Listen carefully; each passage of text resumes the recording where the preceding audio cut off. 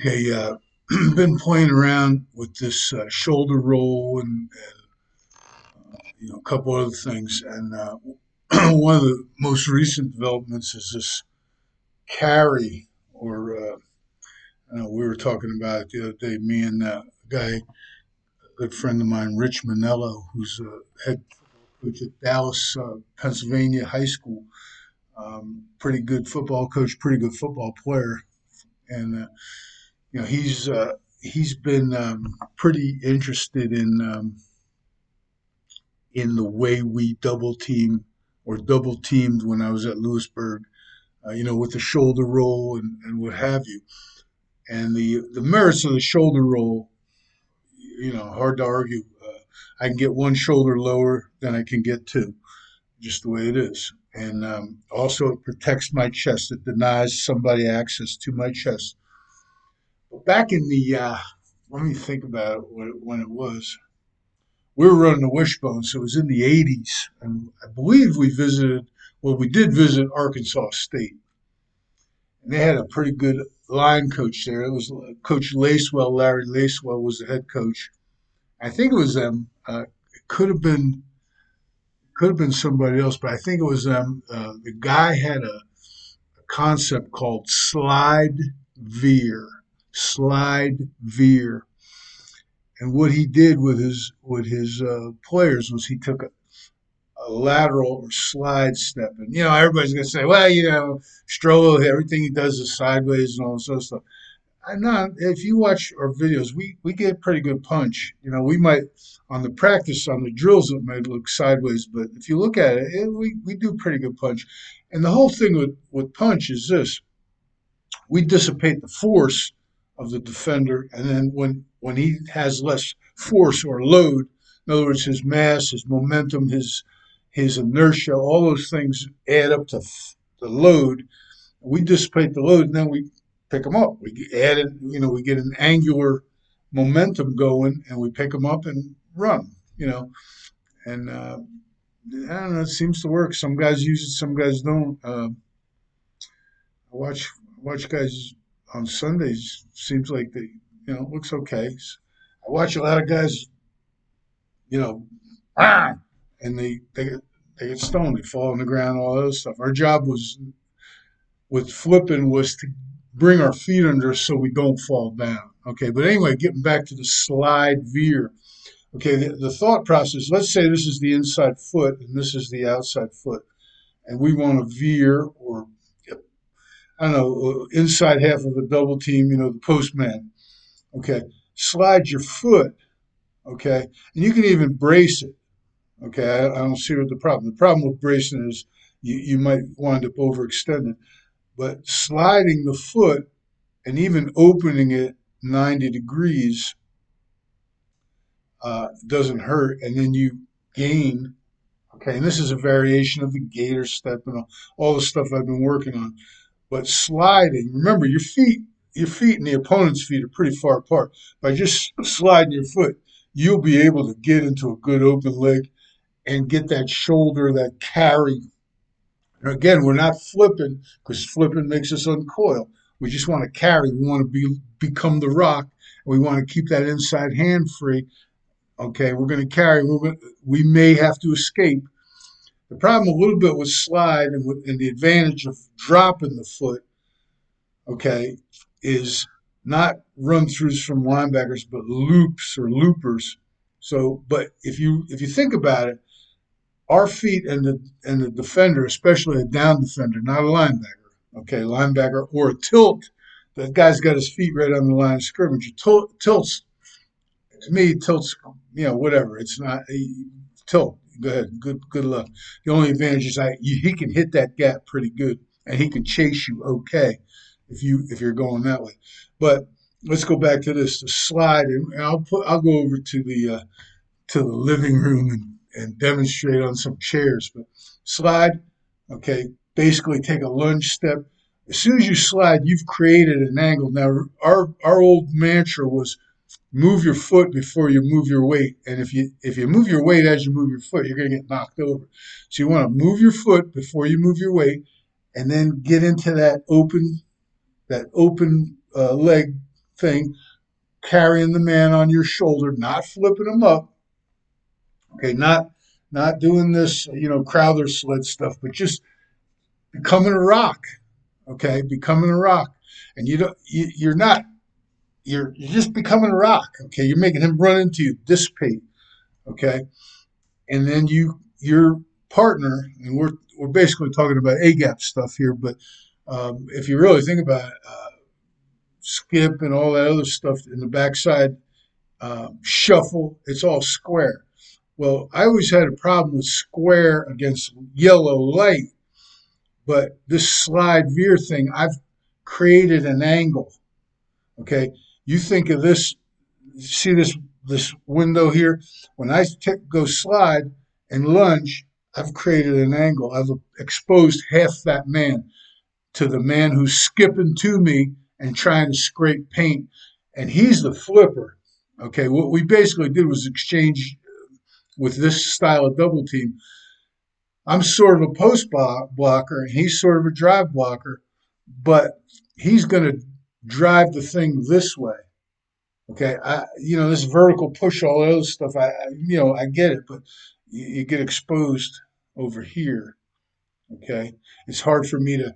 You, I said this one time we were playing. I don't want to tell you who we were playing because you'll figure out who's saying it. I said, "Yeah, we're going to knock them back. These guys are going to hit us," and they did. But anyway, slide the foot and get into that position with the open leg. I think you could even 90 the foot when you slide it. I don't want to get into that too much because different kids have different abilities to adduct and abduct their hips. Okay, you might have a kid that can keep a 90 and still keep a vertical toe placement and still get off. I believe that type of a thing, opening that, you know, uh, what do we call it? External rotation gives him a better chance to get off, and it's a T step. It gives you a better drive into the man. You get more by doing this. You get more of your foot on the ground. So I kind of like that. Of course, the knee goes out.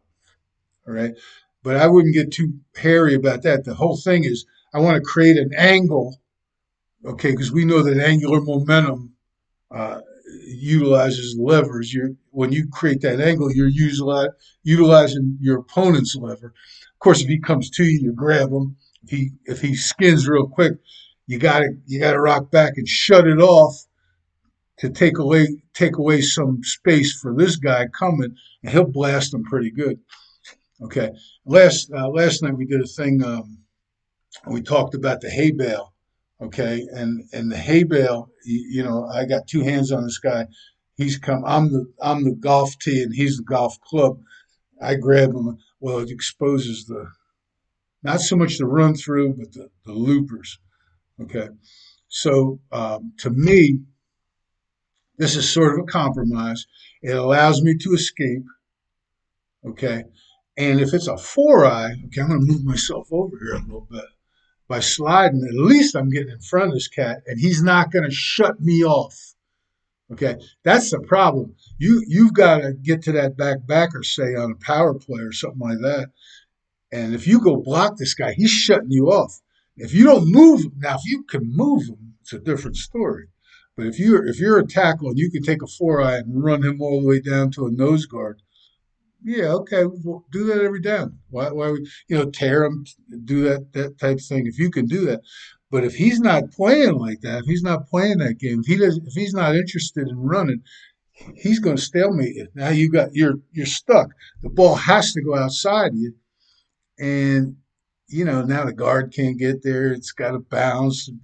Linebacker can't get to the linebacker. I hope that if you can wipe him out, great. Okay. What I'm saying is don't try to block him. Slide, set him up, give access to the tight end. The tight end will kill him. Okay, he'll kill him. That's what I liked about the gator step. But the problem with the gator step is you're rocking back this way at that angle, so you're sort of like a baseball bat. And when you do the slide veer, you're in there pretty square. You got to brace you're not a baseball bat, so you're not exposing your lever, and the whole idea of the shoulder roll was to minimize that exposure to the lever.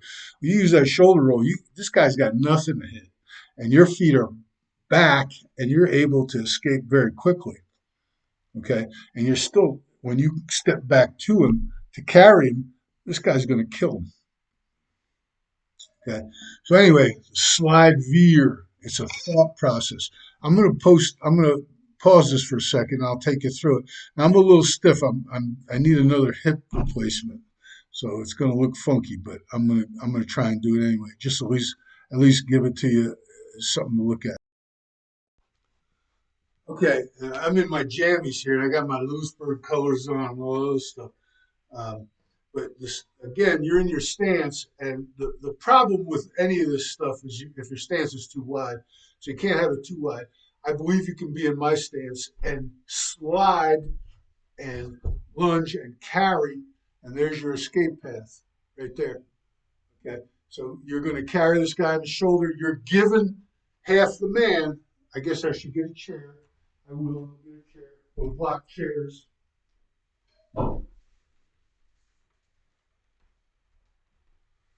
Okay, so here's a nice yellow light guy. Okay, I'm going to take that slide and carry him. I've got a great escape here. Okay, now we used to say shoulder point lift. I uncoil when I do that. I just want to rock up. Okay, and I want to expose half the tackle. Okay, we're talking three technique and guard. I'm just going to be specific here. He's going to skip to it, and he can adjust his foot for depth. If this guy skins it, at least he'll get his head in front of him. When you do this, okay, you're stuck. That guard can't leave you. Okay, even if you do this, okay, our old cow tip, okay, so skipping, you're stuck. Now the advantage of cow tip is I can go here, and then I can adjust my foot based on what he does, as opposed to when I go here, I'm stuck. Okay, so let's say we had the four eye. Okay, I'm the tackle and there's a tight end. Okay, as I slide, at least I'm nose up, and if I roll the shoulder, I can carry him. I might not expose enough of him, but I got him carried, and the tight end got enough to hit. As long as the tight end gets to me, he doesn't have to get to him. He's got to get to me. Okay, same thing with the two eye with the guard. I slide, boom, the tackle gets to me, and we take this guy this way at an angle, not this way. Now, if we're double teaming on, say, a duo or something like that, and that's the linebacker we're assigned to, okay, I can fight back to it, and we can carry that guy. Now, we're a little exposed with loopers, but those guys, there's no pulling guards, so it's easier for them to accordion and pick that stuff up. And I'm still there. If it hits right away, at least I'm looking at it. Okay, and I can probably fall off and at least shut it off a little bit. But the whole idea is this: the slide step. Okay, and normally my stance is I have an open leg started in a stance, my outside leg's open. That's for all the pass pro stuff. It's pretty easy for me to do this and skip, but we always had a problem with how do I do this? Well, just slide. Don't gain, don't lose. Just slide. Boom. Okay. Set him up. Get the shoulder down. Okay, the old dip and rip, and now I've got the escape. Okay. Anyway, that's what I was just sitting there thinking about it, and it hit me. The slide veer. This is from like 19. I don't know what it is, from like 1986 or 7. I think we were pretty good. We rushed for about 350 yards a game, but that's all we do was run. We didn't throw. And then we said, well, we got to get this better. And we went down to one year we went to Ark State. One year we went to Georgia Southern, yeah, with Irk Russell. And it could have been Georgia Southern, but I think it was Ark State, the slide veer. Okay. And I don't know. Figured I'd throw it out there, see what people think. Okay, anyway, that's it. It's a flurry of thoughts, whatever. At least I'm not drinking.